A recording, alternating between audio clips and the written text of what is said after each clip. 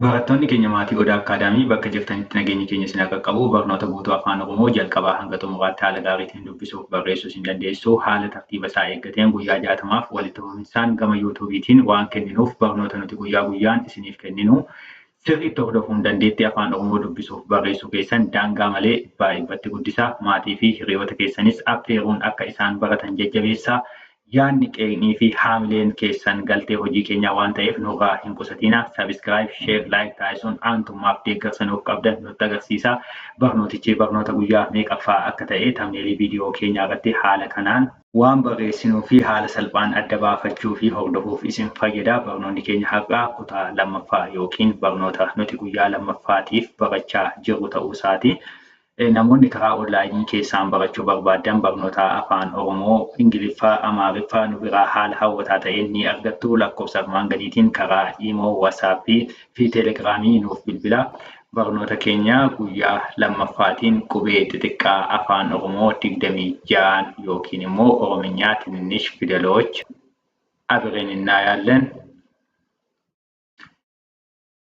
qubee xixiqqaa afaan Oromoo kanaan wal isin habarsiisu. A, ba, ca,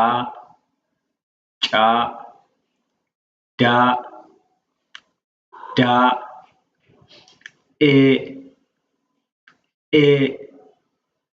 fa,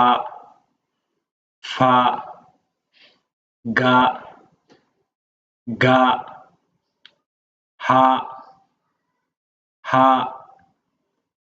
i, ja, ka, la,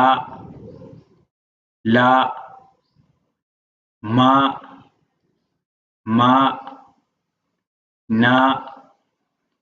na, o, pa, qa,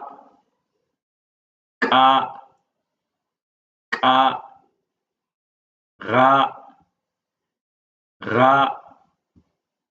sa, ta, u, va,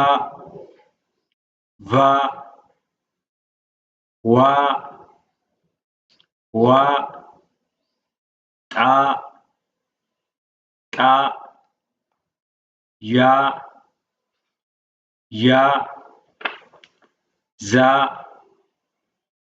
za. Qubeen xixiqqaa qeenxee afaan Oromoo kanneen armaan olii turanii daftara keessan irratti barreeffachuu fi irra deddeebi'uun shaakaluu hin dagatinaa. Hanga xumuraatti nu waliin turuu keessaniif guddaa galatoomaa. Barnootatti aanuun walitti deebinaa. Horaa bulaa deebanaa.